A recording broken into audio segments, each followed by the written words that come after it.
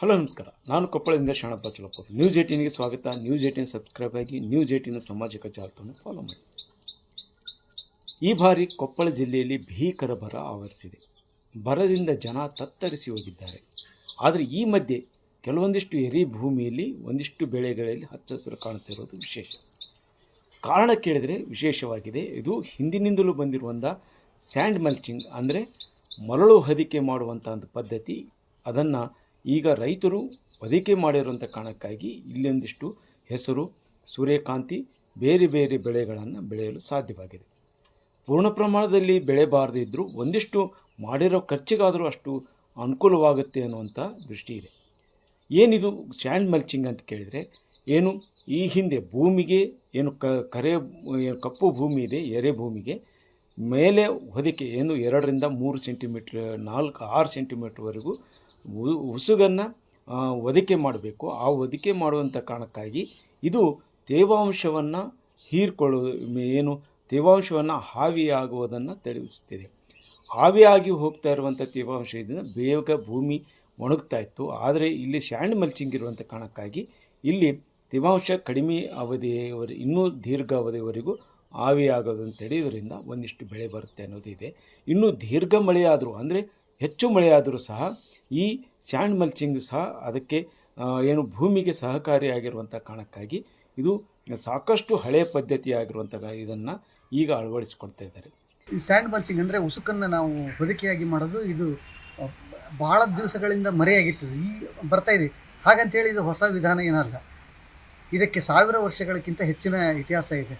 ನಾವು ಬೇರೆ ಬೇರೆ ಜಗತ್ತಿನ ಕೃಷಿಯನ್ನು ನೋಡಿದಾಗ ಚೈನಾದಲ್ಲಿ ಮತ್ತು ದಕ್ಷಿಣ ಅಮೇರಿಕಾದಲ್ಲಿ ಈ ಸ್ಯಾಂಡ್ ಮಲ್ಚಿಂಗ್ ವಿಧಾನವನ್ನು ಬಳಸಿ ಕಡಿಮೆ ಮಳೆಯಲ್ಲಿ ಅವರು ಕಡಿಮೆ ಮಳೆಯಲ್ಲಿನೂ ನಾವು ಬೆಳೆ ತಗೋಬೋದು ಅಂತ ತೋರಿಸಿದ್ರು. ಆಮೇಲೆ ನಮ್ಮ ಹಳೆಯ ಒಂದಿಷ್ಟು ಗ್ರಂಥಗಳಿವೆ, ಈ ರಟ್ಟಮತ ಶಾಸ್ತ್ರ, ಅದರಲ್ಲೆಲ್ಲ ಗಾದೆ ಮಾತುಗಳ ರೂಪದಲ್ಲಿ ಇದೆ. ಎರೆಗೆ ಮರಳು ಬಿತ್ತಿದರೆ ಬಂಗಾರ, ಈ ಥರದ್ದೊಂದು ಬರ್ತದೆ. ಅಂದರೆ ಅದರ್ಥ ಮರಳು ಅಂದರೆ ಉಸುಕು. ಈ ಉಸುಕನ್ನು ಕೃಷಿ ಭೂಮಿಗೆ ನಾವು ಹರಡೋದು, ವ್ಯಾಪಕವಾಗಿ ಹಾಕೋದು. ಒಂಥರ ನಾವು ಮಲ ಮಸ್ತೀವಲ್ಲ ಆ ಥರ ಹಚ್ಚಿದರೆ ಇದರಲ್ಲಿ ಭಾಳ ಸರಳವಾದ ವೈಜ್ಞಾನಿಕ ಸತ್ಯ ಇದು. ಕಡಿಮೆ ಮಳೆ ಇದ್ದೊತ್ತಿನಲ್ಲಿಗೆ ನಾವು ನೀರನ್ನು ಮಣ್ಣು ಹೀರ್ಕೊಳುತ್ತೆ. ಮಳೆ ಕಡಿಮೆ ಆದಮೇಲೆ ಆ ಬಿಸಿಲಿಗೆ ಅಥವಾ ತೇವಾಂಶ ಡ್ರೈ ಆದ ಕೂಡಲೇ ಮೇಲೆ ಹೋಗ್ಬಿಡುತ್ತೆ ನೀರು. ಈ ಉಸುಕಿದೆಯಲ್ಲ, ಆ ತೇವಾಂಶವನ್ನು ಬೇಗ ಹೀರ್ಕೊಳ್ಳುತ್ತೆ, ಮಳೆನ ಹೀರ್ಕೊಂಡು ಮಣ್ಣಲ್ಲಿ ಇಟ್ಕೊಳ್ಳೋಕ್ಕೆ ಸಹಾಯ ಮಾಡ್ತದೆ. ಇನ್ನೊಂದು, ಹೊರಗೆ ಬಿಸಿಲು ಜಾಸ್ತಿ ಆದಾಗ ಆವಿ ಆಗ್ತಿರ್ತಾರೆ ನೀರು, ಅದನ್ನು ಇದು ತಡೀತದೆ. ಇದು ಒಂದು ಮಧ್ಯದ ಒಂದು ಪದರಾಗಿ ಇದು ಆ್ಯಕ್ಟ್ ಆಗ್ತದೆ. ಇದರಿಂದ ಇನ್ನೊಂದಷ್ಟು ಲಾಭಗಳಂತಂದರೆ, ಈ ಸಣ್ಣ ಮಳೆ ಬಂದ್ರೂ ಏನಾಗುತ್ತೆ, ನಮ್ಮ ಹೊಲದಲ್ಲಿ ಕಳೆನೇ ಒಂದು ದೊಡ್ಡ ಪ್ರಾಬ್ಲಮ್ಮು. ಕಳೆ ಸಿಕ್ಕಾಪಟ್ಟೆ ಬರುತ್ತೆ. ಈ ಸ್ಯಾಂಡ್ ಮಲ್ಚಿಂಗ್ ಮಾಡೋದ್ರಿಂದ ಕಳೆಗಳು ಬರಲ್ಲ. ನಾವು ಪದೇ ಪದೇ ಕೂಲಿಕಾರರನ್ನು ತರಿಸ್ಬೇಕು, ಈ ಅಭಾವದಲ್ಲಿ ಕಿತ್ತಿಸ್ಬೇಕು. ಸ್ಯಾಂಡ್ ಮಲ್ಚಿಂಗಿಂದ ಆ ಒಂದು ಸಮಸ್ಯೆ ಪರಿಹಾರ ಆಗುತ್ತೆ. ಕಳೆದ ಹಲವಾರು ವರ್ಷಗಳಿಂದ ಕೊಪ್ಪಳ, ಕುಕನೂರು ಮತ್ತು ಯಲಬುರ್ಗಾ ತಾಲೂಕಿನ ಎರೆಭೂಮಿ ಪ್ರದೇಶದಲ್ಲಿ ರೈತರು ಸ್ವಲ್ಪ ಪ್ರಮಾಣದಲ್ಲಿ ರೈತರು ಈ ಸ್ಯಾಂಡ್ ಮಲ್ಚಿಂಗ್ ಮಾಡಿದ್ದಾರೆ. ಇಲ್ಲಿ ಪೂರ್ಣ ಪ್ರಮಾಣದಲ್ಲಿ ರೈತರು ಮಾಡಿಕೊಳ್ಬೇಕಂದ್ರೆ ಇಲ್ಲಿ ಅದು ಖರ್ಚುದಾಯಕವಾಗಿರುವಂಥದ್ದು ಮತ್ತು ಒಬ್ಬ ಸಣ್ಣ ರೈತರಿಗೆ ಇದು ಹೊರೆಯಾಗ್ತಾ ಇರೋ ಕಾರಣಕ್ಕಾಗಿ ಇದನ್ನು ಕೇವಲ ದೊಡ್ಡ ರೈತರು ಒಂದಿಷ್ಟು ಭೂಮಿಯಲ್ಲಿ ಮಾಡಿಕೊಂಡು ಬೆಳೆಯನ್ನು ಬೆಳೀತಾಯಿದ್ರು. ಈ ಬಾರಿ ಭೀಕರ ಬರೆ, ಎಲ್ಲ ಕಡೆಯೂ ಒಣ ಭೂಮಿ ಇದ್ದರೆ ಇಲ್ಲಿ ಒಂದಿಷ್ಟು ಭೂಮಿಯಲ್ಲಿ ಹಸಿರು ಬರ್ತದೆ. ಕಾರಣ ಇಲ್ಲಿ ಸ್ಯಾಂಡ್ ಮಲ್ಚಿಂಗ್ ಏನಿದೆ ಇದರಿಂದ ಸಾಕಷ್ಟು ಅನುಕೂಲವಾಗಿದೆ ಅಂತ ರೈತರು ಹೇಳ್ತಾರೆ.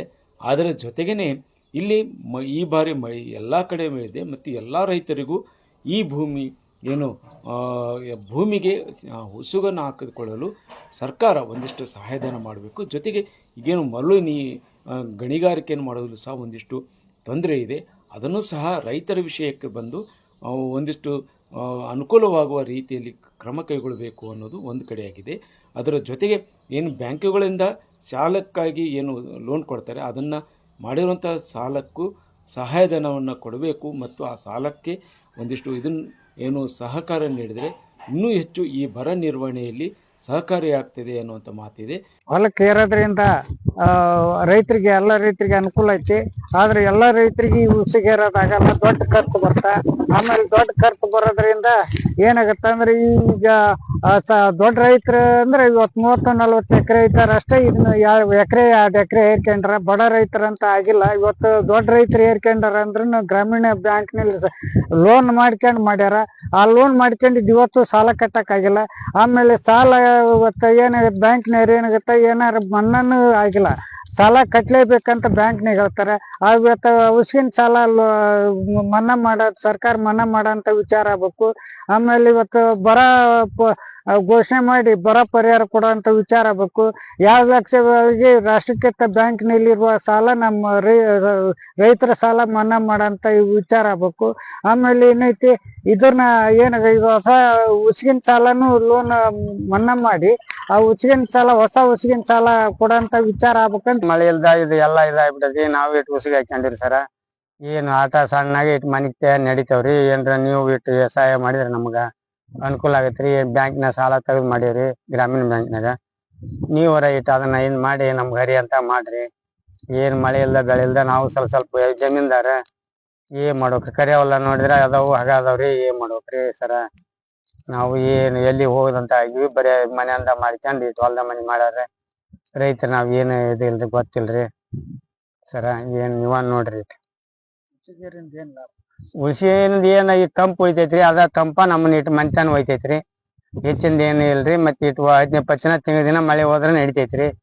ಅದ್ರಲಿಂದನ ಉಸಿ ಏರಿ ನೋಡ್ರಿ ಸರ್.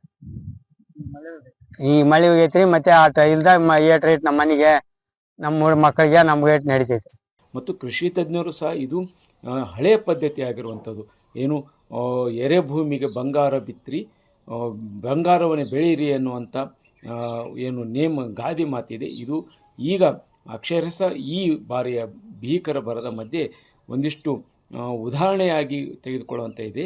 ಈ ನಿಟ್ಟಿನಲ್ಲಿ ಸರ್ಕಾರ ಈ ಕುರಿತು ಏನು ಸಣ್ಣ ರೈತರಿಗೂ ಎರೆಭೂಮಿಯಲ್ಲಿ ಸ್ಯಾಂಡ್ ಮಲ್ಚಿಂಗ್ ಮಾಡೋದಕ್ಕೆ ಸಹಾಯಧನ ಮಾಡೋದು ತೀರಾ ಅವಶ್ಯ ಅನ್ನುವಂಥ ಮಾತುಗಳು ಕೇಳಿ ಬರ್ತಿವೆ.